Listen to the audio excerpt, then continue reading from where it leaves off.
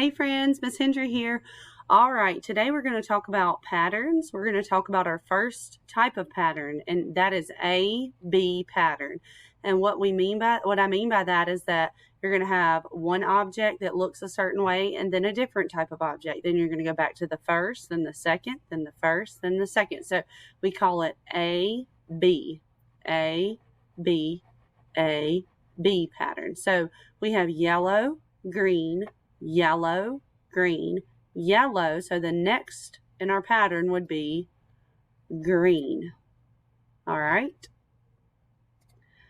Let's look at this. We have blue, red, blue, red, blue, red, blue. This is A-B pattern. We have blue, red, blue, red, blue. What would come next? Red. Good, very good. Let's try one more. We have orange, red, orange, red, orange, red. Very good. All right, guys, I'm going to send you this game one day and you're going to get to play it all by yourself, okay? Have a great day.